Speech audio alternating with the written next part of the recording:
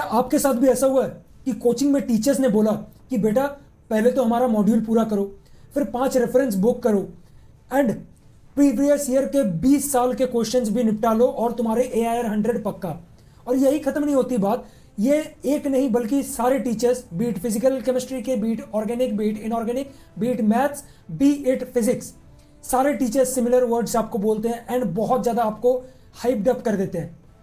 इससे आपका moral down होता है एंड आपको ये लगता है, आप हताश हो जाते हो कि सर हमारे पास 24 घंटे है दिन में, 48 घंटे नहीं। JEE की रेस एक मैराथन है एंड आजकल जो मेजर कोचिंग इंस्टीट्यूट है वो हमें रेस में गलत डायरेक्शन पे दौड़ा देते हैं।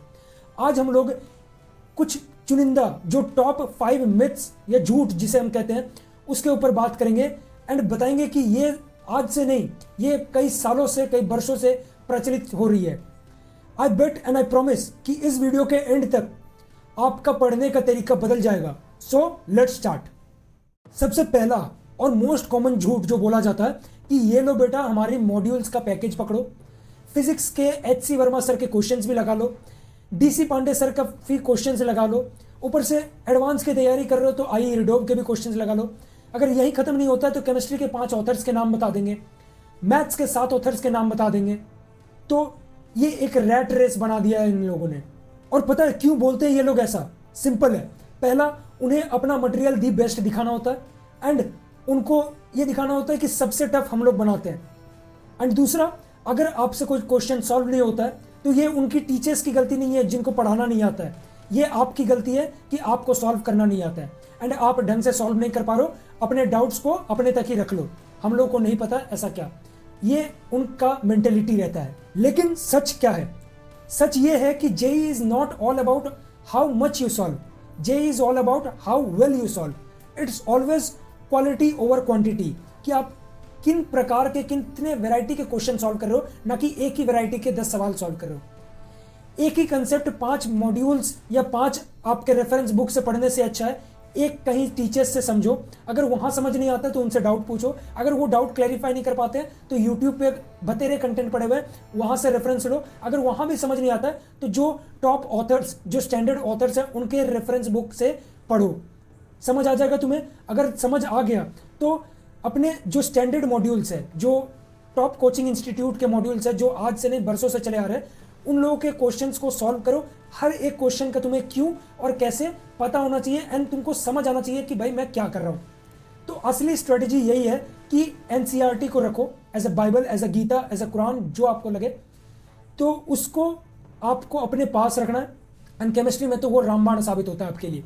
दूसरा, आपको एक ज़्यादा से ज़्यादा एट मैक्स एक रेफरेंस बुक रखनी है एंड एक स्टैंडर्ड मॉड्यूल रखनी है। अगर आपका कोचिंग लोकल कोचिंग है तो ठीक है, आप स्टैंडर्ड कोचिंग के मॉड्यूल्स अपने पास मंगवा लो, वो आपके लिए बेटरमेंट होगा। आप ये मत देखो कि मेरे 2-4 हज़ार ज़्यादा लग जा रहे हैं, आप ये देखो कि आप जो 2 साल 3 साल या 1 साल मेहनत कर रहे हो उसका आपको एफर्ट सिर्फ 3-4 हज़ार एक्स्ट्रा लग रहे हैं और उससे आप एक अच्छी कॉलेज में जाते हो तो that will be a add on, cherry on the cake to your preparation.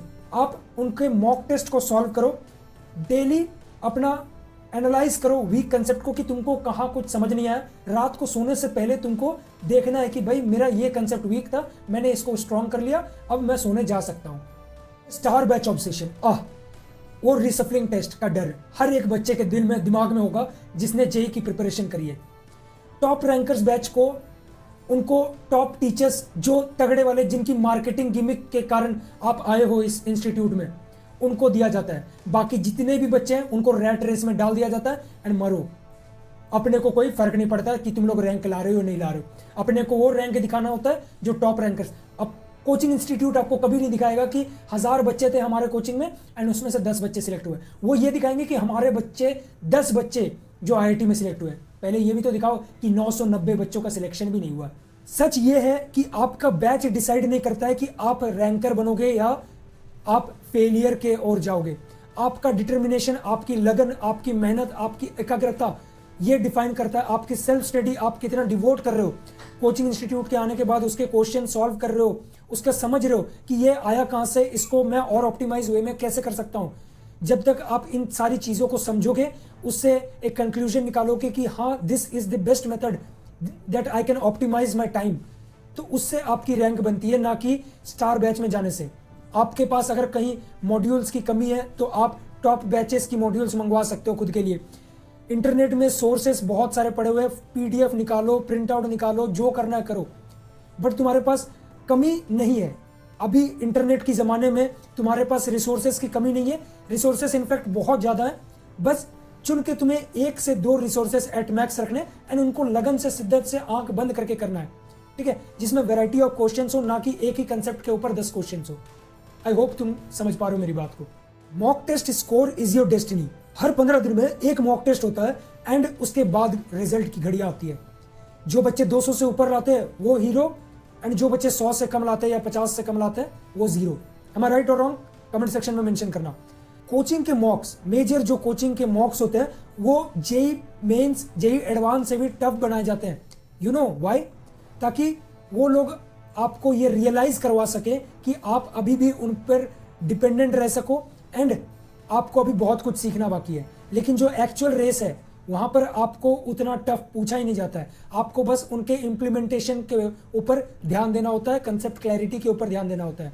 उन लोगों का कंपटीशन रहता है कि इससे बेहतर मेरा मॉड्यूल, उससे बेहतर मेरा मॉड्यूल, सबसे बेहतर मेरा मॉड्यूल। अरे भाई, तुम उस लेवल का बनाओगे जिस लेवल का जेई पूछता है, ना कि तुमको अपना लेवल दिखाना होता है कि देखो मेरा लेवल कितना हाई है, मैं कितना टफ सेट करता हूं।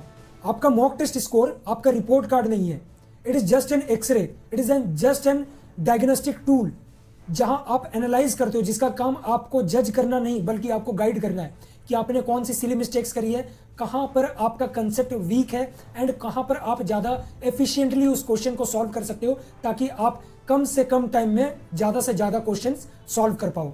स्ट्रेटजी आपकी ये रहनी चाहिए कि मॉक टेस्ट देने के बाद 3 घंटे का आपका मॉक टेस्ट रहता है एंड उसके ऊपर 2 से 3 घंटे मिनिमम लगाओ कि देखो मैंने कहाँ गलती करी है, कौन से वीक कंसेप्ट है, उसको अपने नोटबुक में लिखो। एक अलग सा नोटबुक रामबाण आप लिख लो, उस पर अपनी नोटबुक में लिखो कि आपने कौन कौन सी मिस्टेक्स करी है, आपको कौन से कंसेप्ट में वीक हो आप, एंड उससे रिलेटेड 1-2 क्वेश्चन वहां पर आप लिख लो। सिर्फ क्वेश्चन लिखो, सोल्यूशन लिखने की जरूरत नहीं है। सोल्यूशन जब भी आप वो कॉपी खोलोगे, वो क्वेश्चन देखोगे एंड आप अपने रफ कॉपी में उसका सोल्यूशन लिखोगे।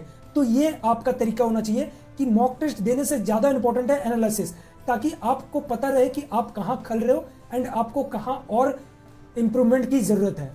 बोर्ड्स एग्जाम्स आर यूजलेस, ये बहुत ही क्लासिक एडवाइस है एंड ये आपको मेजर टीचर्स आपको यही बोलते हुए मिल जाएंगे कि बच्चे लास्ट के 1 महीने में तैयारी कर लेना, बोर्ड्स का क्या है, बोर्ड्स तो आराम से निकल जाएगा। आपको ये बात अच्छे से पता है कि 75% criteria is mandatory to get admitted in IIT और एनआईटी। अगर आप AIR 1 भी लेके आ जाते हो तो आपको एडमिशन नहीं मिलेगा अगर आपका बोर्ड्स में 75% से कम है। तो I would highly urge you कि बस 2 घंटे, 2 से 3 घंटे सैटरडे संडे को दो एंड उसमें डेरिवेशंस एंड डेफिनेशंस को समझो। ये आपको जेई एडवांस के क्वेश्चन सॉल्व करने में बहुत ज्यादा हेल्प करेगी, आपके फंडामेंटल्स, आपके बेसिक्स को क्लियर करेगी, तभी आप जाके जेई एडवांस के क्वेश्चंस को अच्छे से टैकल कर पाओगे। अगर आपको भरोसा नहीं होता है, वीडियो को पॉज करो एंड जाओ, एक जिस चैप्टर में तुमको ज्यादा कॉन्फिडेंस है उस चैप्टर का एक क्वेश्चन उठाओ जेई एडवांस का एंड उसमें देखो कि तुमको डेरिवेशन से क्वेश्चंस आते हैं, ठीक है, चेन रिएक्शन से क्वेश्चंस आते हैं, आपके फॉर्मूलाज वगैरह से बहुत ही रेयर आपको क्वेश्चंस देखने को मिलेंगे कि स्ट्रेट फॉरवर्ड आपको कोई क्वेश्चन मिल गया हो जेई एडवांस में। तो बोर्ड्स पे फोकस करना इज मैंडेटरी। लास्ट के 1-आध महीने में आप पैनिक मोड पे आ जाओगे एंड उसी टाइम पे आपका जेई मेंस जेई एडवांस होता है, तो आप दोनों को एक साथ टैकल नहीं कर पाओगे, फिर आप ना घर के रहोगे ना घाट के रहोगे, बीच में फंसे हुए खत्म हो जाओगे। तो मेरी बात मानो, सैटरडे संडे बस 2 से 3 घंटे, एक सब्जेक्ट सैटरडे को कर लिया, दूसरा सब्जेक्ट संडे को कर लिया, नेक्स्ट डे को जो सब्जेक्ट एक वीक है मेरा उसको किया एंड जो सब्जेक्ट मैंने पिछले वीक टच नहीं किया था उसको किया। ऐसे करके आप फॉलो करोगे तो आपका बहुत अच्छे से निकल जाएगा बोर्ड्स भी। Study 16 hours a day. Most of the toppers आपको इंटरव्यू दिखा देंगे कोचिंग वाले कि बेटा ये देखो ये टॉपर 16 घंटा पढ़ता था, तुमको भी 16 घंटा पढ़ना है। कोई बंदा 16 घंटा नहीं पढ़ सकता regularly.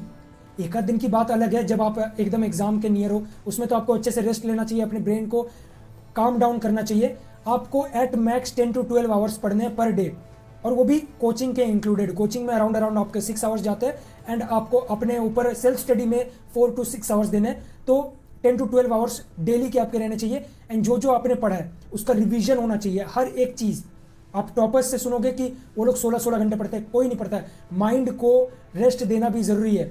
6 to 8 hours is mandatory for your brain to function properly.